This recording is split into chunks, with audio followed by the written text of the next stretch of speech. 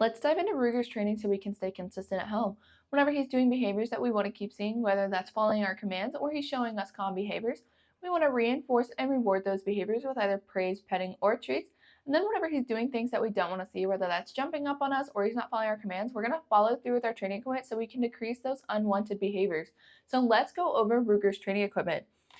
This is his prong collar. He's going to wear this whenever he is on a leash. How we take this on and off is we're just going to secure one of the links and push the other one through like so. To put it back together, we're going to pinch this prong and put it through the holes of the other prong. Then whenever he has this on, the leash is going to attach to the D-ring that swivels. Then how we use this, say he is in the heel command. Heel is that nice loose leash walking on the left side. Say he starts to pull ahead or does something that we don't want to see in the heel. We're going to say no to mark the incorrect behavior, follow through with a pop of the leash, and then remind him heel. So no, pop, heel.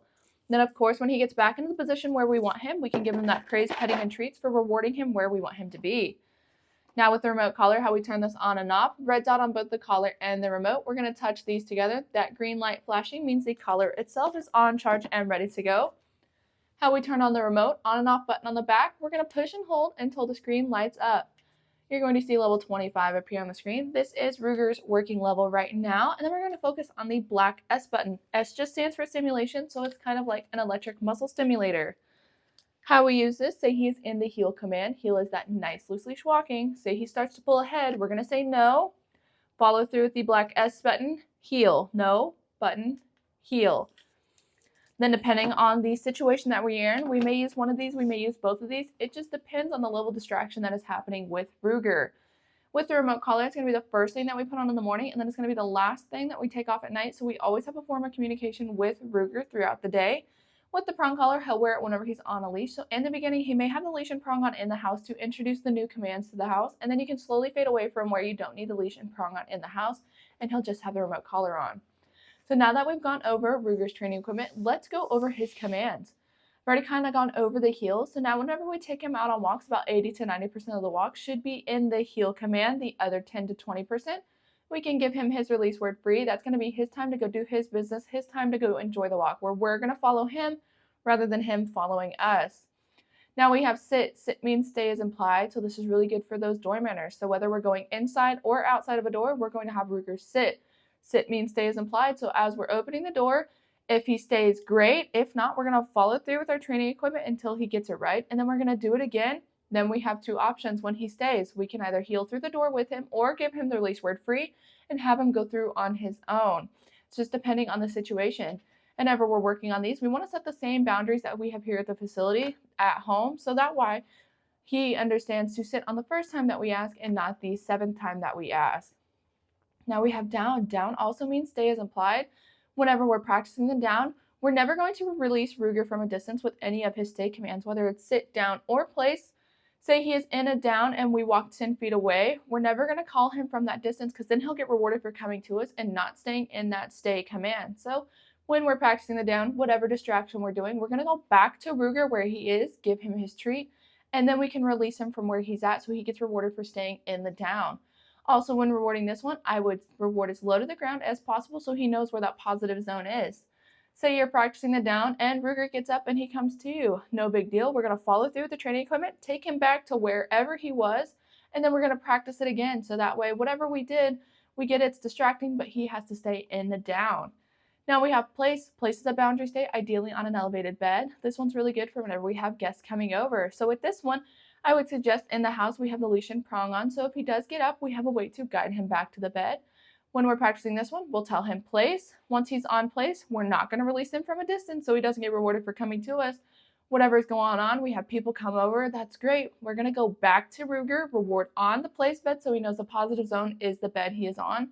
And then we're going to release him from where he is so he gets rewarded for staying in the place stay. Just like with the down, if he gets up from his place stay, we're just going to follow through the training equipment and guide him back to his place bed, do whatever happened, and then we can reward him and release him. Now we have come when called. When practicing his recall, I would suggest having a 30 to 50 foot leash on him just in case he gets extra distracted out there and we need to reel him back in like a fish. When practicing this one, give him the release word free, let him go get distracted because ideally he's going to be distracted when we need him to come back to us. Once he's nice and distracted, we can call him to us. So we're going to say come in a loud, firm tone, praising him as he's coming to us, backing up a little bit to invite him into our space. Once he gets into our space, we have him sit. Then we give him the reward. Say he gets a little extra distracted out there and he doesn't respond to us. All we're going to do is say no, follow through with the training equipment, call him again, and then once he gets into our space again, we're still going to give him a reward, because just because he made a mistake out there doesn't mean we're not going to be the positive zone. Every time he comes into our space, we are going to reward him with this command, so he gets positive association with coming into our space and doing this command. Now we have leave it. Leave it just means don't grab that. When practicing this one, I would suggest having the leash on him just so we have that form of communication and we can guide him into a different scenario if we need to. Toss something on the ground, say leave it. If he does, great. If not, follow through, guide him into a different scenario, and try it again. I would start out with dog safe foods just in case he does pick it up off the ground. It's not too big of a deal, so we can practice it without having to worry. So that is all of Ruger's commands. So we're going to have fun, stay consistent, and now we are going to watch Ruger do his commands.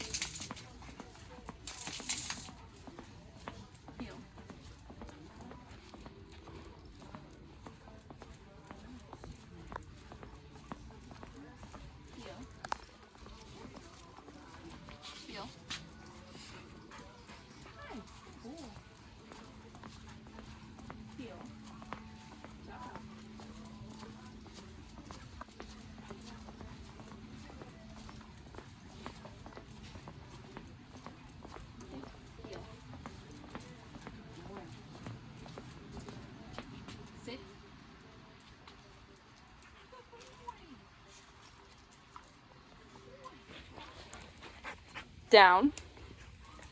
Good boy. Good. Down. Down.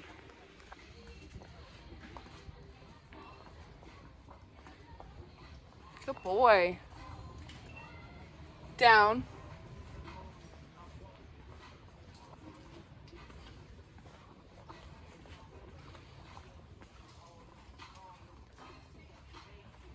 Down. Good boy. Down.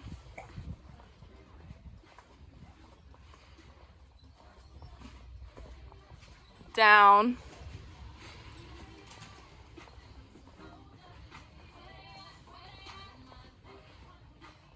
Good boy, Ruger. Down. Good boy. Down. Free. Good boy, Ruger.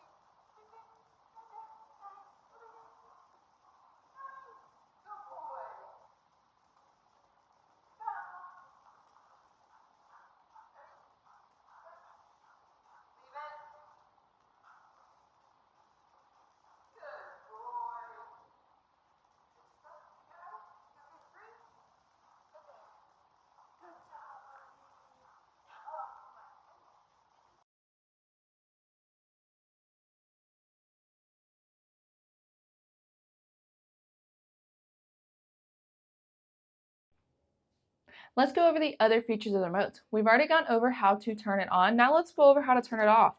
Same concept, red dots on both the collar and the remote, touch them together. That red light means the collar is off. These do turn on and off separately, so on and off button on the back of the remote. We're going to push and hold until the screen goes blank.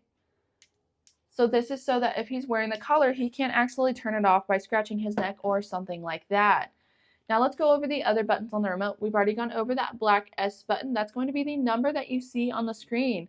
On the other side, we have a T button. This is a vibrate feature. So whenever we press this, it vibrates the collar. We like to use this to make sure the collar is on and ready to go, but whenever Ruger gets further into his training and he has a better understanding of everything, you can actually use it as a warning sign like, hey, you're about to push a boundary, and this just gives him a little reminder, hey, don't push that boundary.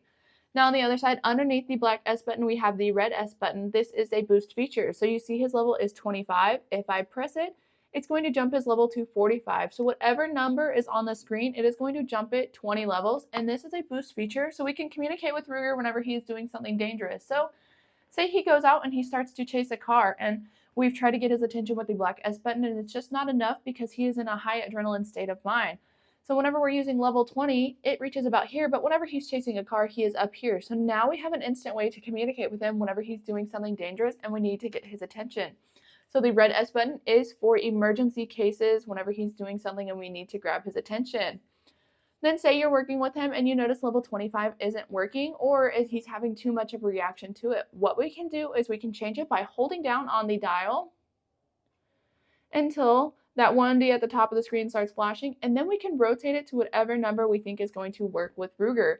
Right now, level 25 has been working great, so what I'm going to do is lock that into place by holding down on the dial.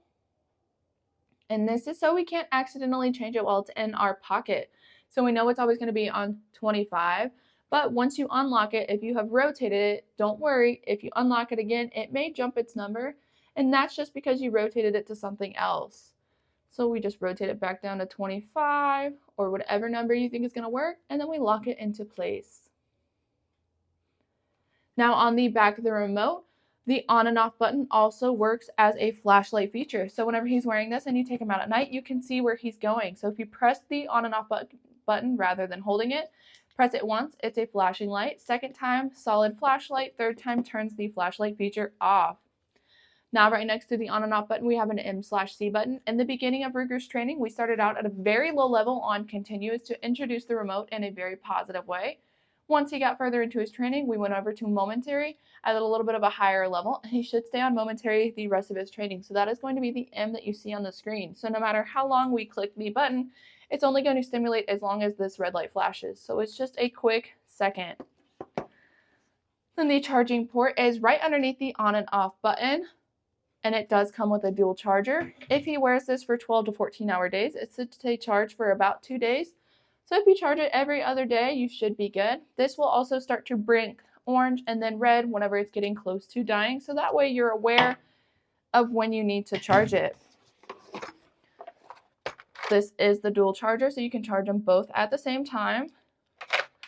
I know Ruger doesn't have too long of hair right now, but if his hair gets a little bit longer and you notice that these prongs right here aren't making good contact with his skin because he has so much hair, it does come with longer prongs, so that way they're making good contact with the skin and they can make it through his hair. Then at the bottom of the box, we have the manual. If you are curious and want to go over it just to see any of the other features of the remote, you are more than welcome to. Or you're just somebody that wants to know more things about stuff, absolutely go for it, read the manual. Both the remote and collar are waterproof, so it's not too big a deal if he gets wet, but if he's going to stay wet for an extended period of time, I would definitely recommend moving the collar so that way it's not rubbing one part of his neck a little bit too much. Then at the back of the box, we have the company. This does have a 2-year warranty, so if you have any issues with the remote or collar, you can absolutely get in contact with them and they can get something sorted out and hopefully send you a new one or get something replaced. But that is all of the other features of the remote. So just like in the beginning, we're going to have fun, stay consistent, and that's everything.